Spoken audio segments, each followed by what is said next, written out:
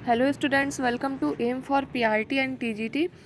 तो शैशवावस्था और बाल्यावस्था जो है कंप्लीट कर ली थी पेडागोजी में। अब आज बात करते हैं किशोरावस्था के लिए। ये सारी अवस्थाएं आपके केवीएस सुपर टेट के साथ साथ यूपी टेट और सी टेट एग्ज़ाम के लिए भी बहुत ही इम्पॉर्टेंट है। ठीक है, तो किशोरावस्था के बारे में बात करते हैं। किशोरावस्था शब्द जो है वो इंग्लिश की एडोलोसेंस वर्ड से लिया गया है, एडोलोसेंस शब्द से लिया गया है। और जो ये एडोलोसेंस शब्द है इसे लैटिन भाषा के एडोलोसेयर से लिया गया है, या ये कह सकते हैं एडोलोसेंस वर्ड कहाँ से निकला है, लैटिन भाषा के एडोलोसेयर से निकला है। ठीक है, इसका अर्थ क्या होता है? तो इसका अर्थ होता है परिपक्वता की ओर आगे बढ़ना।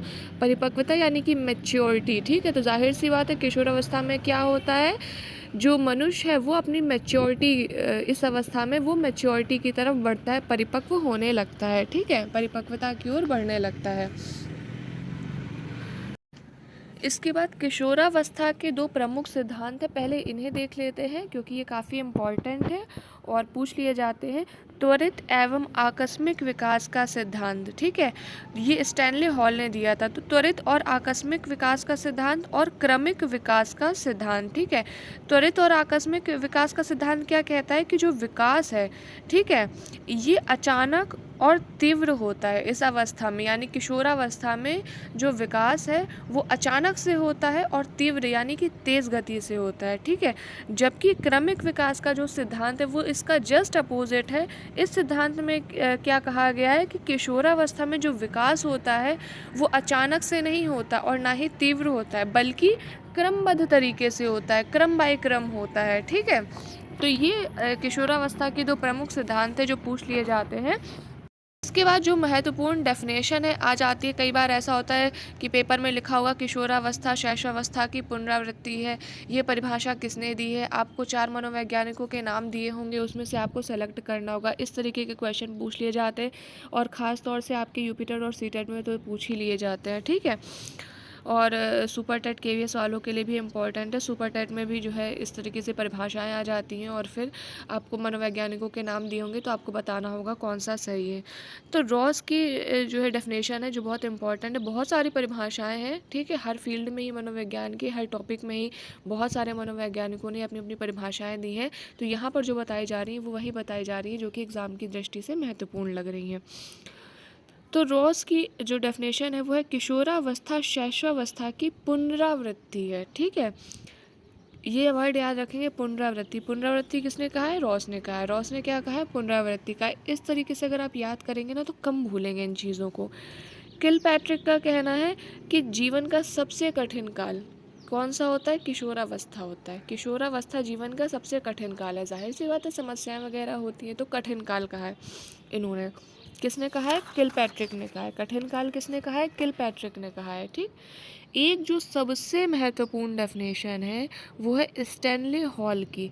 इनका कहना है किशोरावस्था तनाव, तूफान और संघर्ष की अवस्था होती है, जो कि बिल्कुल सही बात है। अच्छा, जब आप अवस्थाएं पढ़ें, अगर आपको कोई चीज़ समझ में ना आए तो इसका सबसे जो अच्छा तरीका है, सबसे बेस्ट तरीका है, आप अपने ऊपर उस चीज़ को अप्लाई करके देखा करें। आप जब शिशु थे तो क्या करते थे, बाल्यावस्था में कैसे थे, किशोरावस्था में कैसे थे, ठीक है, और अभी वर्तमान में आप कैसे हैं, या अपने आसपास के किसी बच्चे को ध्यान करके कि वो कैसे क्या जो है उसका बिहेवियर है, कैसे क्या उसका विकास हो रहा है, इससे आपको काफ़ी हेल्प मिलेगी। ठीक है, फिर किशोरावस्था की कुछ महत्वपूर्ण विशेषताएं हैं जो देख लेते हैं। शारीरिक और मानसिक विकास जो है इस अवस्था में लगभग पूर्ण हो जाता है। जैसे कि लगभग 14 वर्ष तक बालिकाएं और 16 वर्ष तक जो बालक होते हैं वो अधिकतर अपना जो शारीरिक मानसिक विकास है वो कर लेते हैं। मतलब उनका जो अधिकतर शारीरिक मानसिक विकास है वो बालकों में 16 वर्ष तक पूर्ण हो जाता है और लड़कियों में 14 वर्ष तक हो जाता है। हालांकि इसके बाद भी थोड़ा थोड़ा होता रहता है। जैसे आपने देखा होगा कि 14 वर्ष तक हाइट नहीं बढ़ी, कई बार ऐसा हो जाता है लड़कियों की 16 वर्ष में हाइट बढ़ रही है, 17 में बढ़ रही है। तो लेकिन अधिकतम, यहाँ पे वर्ड है अधिकतम, ठीक है, कि अधिकतम जो अपना शारीरिक मानसिक विकास वो कर लेते हैं इस अवस्था में। फिर है अहम की भावना। जाहिर सी बात है, अपनी किशोरावस्था याद रखिए। थोड़ा सा एक अहम, यहाँ पर अहम का मतलब एक कह सकते हैं एक ईगो, एक घमंड टाइप का आ जाता है कि मतलब किसी चीज़ में एडजस्टमेंट ना करने की जो है भावना आ जाती है। ठीक है, अहम आ जाता है, ठीक है। जैसे कि किसी ने आपको आगे से बैठाल के पीछे बैठा लिया तो सीधे ईगो हर्ट हो जाता है, अरे मुझे पीछे बैठाल दिया, मतलब सीधे बात ईगो पे लगती है, ठीक है। आत्महत्या की भावना आपने सुना भी होगा, जाना भी होगा, अधिकतर यूथ है जो आत्महत्या करने की ओर जो है प्रेरित हो रहा है, और ये कई सारे कारणों से यूथ है, या मतलब जैसे हाई स्कूल इंटर वाले बच्चे भी हाई स्कूल में फ़ेल हो गए या मतलब पास नहीं हुए तो माता पिता के भय से या निराशा के कारण डिप्रेशन में चले गए, दबाव के कारण, घर वालों से प्रेशर है या बाहर या समाज हंसी उड़ाएगा, मतलब बहुत सारे ऐसे रीज़न हो जाते हैं इस अवस्था में कि वो जो है इस तरीके की उनके अंदर भावनाएं जो है पनपने लगती हैं। वीर पूजा करते हैं, हीरो को वर्शिप करते हैं, यानी कि एक आइडल बना लेते हैं। वो आइडल कोई भी हो सकता है, ठीक है, आपका कोई फेवरेट व्यक्ति हो सकता है, कोई किसी एक अच्छे प्लेटफॉर्म का व्यक्ति भी हो सकता है, कोई भी आपके ग्रुप का कोई श्रेष्ठ व्यक्ति हो सकता है, ग्रुप यानी जो समूह में आप हैं, ठीक है, उसमें कोई बच्चा होशियार है, या फिर कोई मतलब कह सकते हैं एक आइडल होता है कि मतलब इस आइडल को हम मानते हैं, हम उस आइडल को मानते हैं, कुछ लोग इसके फॉलोवर होते हैं, कुछ लोग उसके फॉलोवर होते हैं, तो एक मतलब उसकी तरह बनना चाहते हैं, उसकी तरह दिखना चाहते हैं, इस तरह से ये वीर पूजा हो गई। इसके बाद है समूह भावना बहुत ज़्यादा तेज हो जाती, उग्र हो जाती है, ठीक है, कि आपका जो ग्रुप है, आपके ग्रुप में से किसी दोस्त को जो है किसी दूसरे ग्रुप के किसी ने कुछ कह दिया, ठीक है, तो क्या होता है एकदम उत्तेजित हो जाते हैं, तुमने कह कैसे दिया मेरे फलाना फ्रेंड को, ठीक है, लड़ाई पे एकदम गुस्से पे उतारू हो जाते हैं, ठीक, तो ये भावना हो जाती है। आर्थिक समस्याएं होती हैं, क्योंकि इस उम्र में क्या होता है थोड़ा सा बनने संवरने लग जाते हैं धीरे धीरे, मतलब ऐसा नहीं कि बहुत ज़्यादा बनने संवरने लग जाते हैं, लेकिन थोड़ी शौक शान जो है वो बढ़ जाती है, थोड़ा खाने खर्चे बढ़ जाते हैं, दोस्तों के साथ थोड़ा पार्टी वार्टी हो जाती है, घूम फिर लेते हैं, तो इस तरह से जो है चश्मे खरीद रहे हैं, बेल्ट खरीद रहे हैं, मेला घूमना है, ये लेना है, वो लेना है, इधर खा रहे हैं, स्ट्रीट फूड खा रहे हैं, तो और जेब खर्च तो है माता पिता जो है उसी अकॉर्डिंग देते हैं, इस वजह से देते हैं ताकि बच्चा जो है कुछ गलत चीज़ों में ना पड़ जाए, ठीक है, तो अब जेब खर्च के अकॉर्डिंग जो है उनका थोड़ा शौक शान ज़्यादा महंगा पड़ जाता है, तो आर्थिक समस्याएं जो होती हैं इस उम्र में फेस करनी होती हैं। इसके अलावा जो विषमलिंगी होते हैं उनके प्रति भावनाएं जागृत हो जाती हैं, जैसे कि लड़के हैं लड़कियों के प्रति आकर्षित होते हैं, लड़कियां हैं लड़कों के प्रति जो है आकर्षित होने लग जाते हैं किशोरावस्था में। इसके अलावा नशे की जो सेवन है उसकी भी संभावना बढ़ जाती है, ठीक है, इस उम्र में क्या होता है किशोरावस्था में अब नए नए चीज़ें देख रहे हैं आसपास, सिगरेट फूंक रहे हैं, ऐसा भी हो जाता है, सिगरेट खा पीना या कुछ गलत चीज़ों का सेवन करना, इसकी संभावनाएं किशोरावस्था में ज़्यादा हो जाती हैं, ठीक है, और जब इस तरह की संभावनाएं होंगी तो अपराध की जो प्रवृत्ति है उसको भी बढ़ावा मिलता है। कई बार ऐसा होता है कि अब जेब खर्च के लिए उतने ज़्यादा पैसे नहीं मिल रहे हैं, उतने लिमिटेड पैसे मिल रहे हैं, लेकिन शौक शान है, घूमना फिरना है, पार्टी वगैरह करनी है, तो अब क्या करें, तो कई बार ऐसा हो जाता है कुछ बच्चों में चोरी की भी आदत हो जाती है कि चुपके से पैसे चुरा लेना अपने खर्चों के लिए, ठीक है, या अन्य जो भी उनकी आवश्यकताएं हैं उसके लिए अपराधी प्रवृत्ति में चले जाना। करियर की चिंता होने लगती है, ठीक है, कि आगे हम साइंस लें, आर्ट लें, मैथ लें, क्या लें, ये लेंगे तो आगे क्या करना है, ठीक है, इंजीनियर बनना है तो फिर बीटेक करें या आईआईटी की तैयारी करें, या डॉक्टर बनना है तो यहाँ से मेडिकल के लिए कुछ बायोलॉजी वगैरह लें, इस तरीके की जो है करियर की चिंता होने लग जाती है।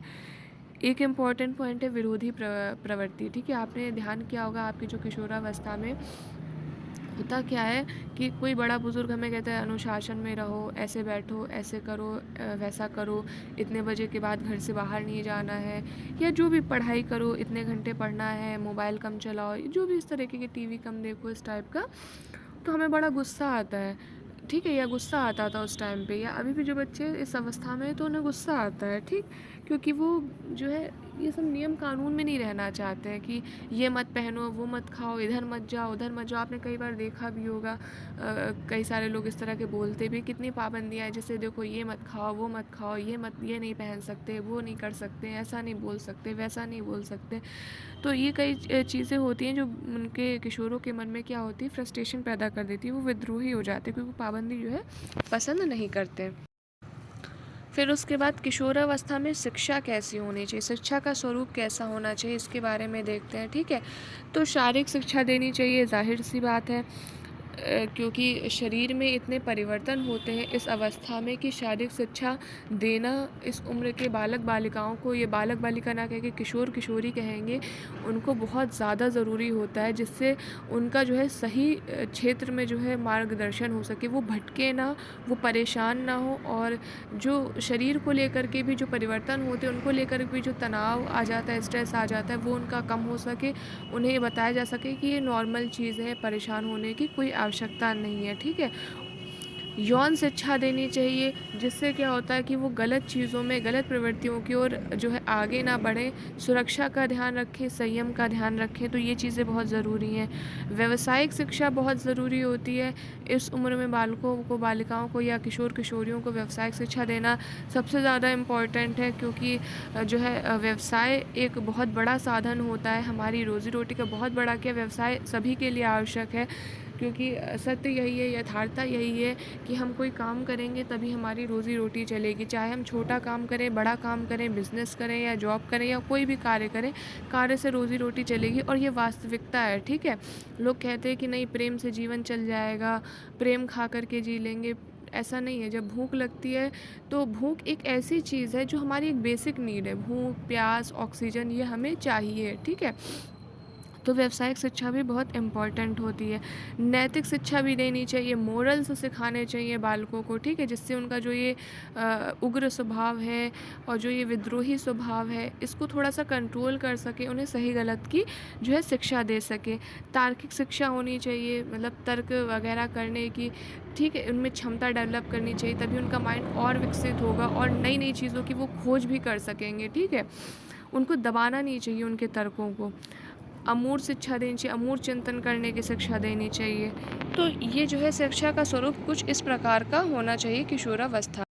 ठीक है, तो अवस्थाओं में जितना इम्पोर्टेंट था वो मैंने आपको बता दिया है। इसके अलावा वृद्धि विकास भी हो गया, वंशानुक्रम वातावरण हो गया है, और विकास में जो इम्पोर्टेंट सिद्धांत हैं कोलबर्ग, वाइगोत्स्की, ब्रूनर और पियाजे के, वो बता दिए। उनमें जितना इम्पोर्टेंट था पियाजे का संज्ञानात्मक सिद्धांत, वो पूरा बता दिया है। इसके अलावा ZPD, MQ जो वाइगोत्स्की ने बताए थे, ये भी मैंने आपको बता दिया है।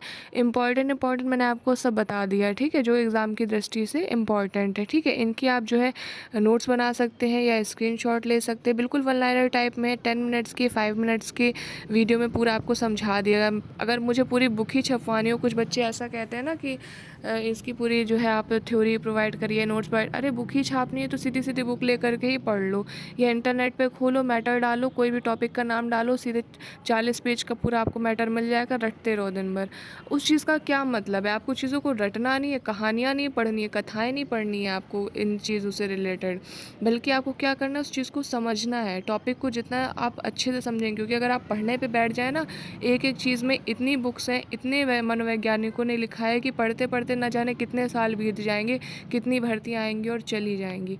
कॉन्सेप्ट को क्लियर करना सीखिए और चीज़ों को समझना सीखिए। अगर आपको थ्योरी चाहिए तो मुझे क्या प्रॉब्लम है, मेरे पास 10 बुक है, मैं 10 बुक का मैटर मिला करके आपको 5 बुक के बराबर थ्योरी दे दूँगी। क्या करेंगे आप उसका, ठीक है। आप वही पढ़ते रहेंगे, पता चले तब तक 4 वैकेंसियाँ आकर के चली भी गई, ठीक है। इतने समय बाद भर्ती निकल रही है, तो उसको एक गोल्डन चांस समझ के, एक अपॉर्चुनिटी समझ करके अपने सिलेबस को कंप्लीट करें, कॉन्सेप्ट को समझें। सबसे इम्पॉर्टेंट जो मैं बार बार कहती हूँ, रटिए मत, कहानियाँ मत पढ़िए, कॉन्सेप्ट समझिए, ठीक है, चीज़ों को समझिए। आपने समझ लिया, अगर एक टॉपिक आपने समझा तो उसके आप 10 क्वेश्चन कर सकेंगे। अगर आपने एक टॉपिक को सिर्फ रटा है तो जितना जितना आपने रटा है उतने उतने तो आप कर लेंगे, बाकी जो समझने वाले क्वेश्चन है वो करने में आपको दिक्कत आएगी, ठीक है। तो इसलिए कॉन्सेप्ट को समझिए, नोट्स बनाइए खुद से। आपने पूरा पढ़ लिया, उसके बाद अपनी लैंग्वेज में, अपने तरीके से, जैसे आपको समझ में आए, अपनी भाषा में। अपनी भाषा कहने का मतलब उस तरीके से लिखिए, किताबी भाषा ना लिखिए, ठीक है, कि बहुत ही ज़्यादा आप व्यवहारिक टाइप की भाषा, मतलब बहुत ज़्यादा किताबी टाइप की लिख रहे हैं, एकदम व्यवहारिक, एकदम अपने अकॉर्डिंग की भाषा लिखिए, जिससे आप पढ़ें और आपको बिल्कुल समझ में आ जाए, क्योंकि वो नोट्स आपको कहीं पब्लिश तो कराने नहीं, वो तो आपको खुद पढ़ना है, ठीक है। तो इस तरीके की लैंग्वेज में लिखिए। और अगर आप KVS या सुपर टेट की तैयारी करें तो चैनल के साथ जुड़े रहिए। साथ ही साथ अगर आप UPTGT या फिर LT बायोलॉजी की तैयारी कर रहे हैं तो चैनल को सब्सक्राइब कर सकते हैं, क्योंकि इसके नोट्स बिल्कुल प्रिपेयर हैं। बायोलॉजी वालों के लिए बोल रही हूँ मैं, UPTGT और LT में जैसे इसका कोई भी ऑफिशियल अपडेट आता है या नोटिफिकेशन आता है, मैं इसके नोट्स आपको वीडियो के माध्यम से प्रोवाइड कराना स्टार्ट कर दूँगी। So all the very best, आप जिस भी एग्ज़ाम की तैयारी कर रहे हो। Thanks for watching.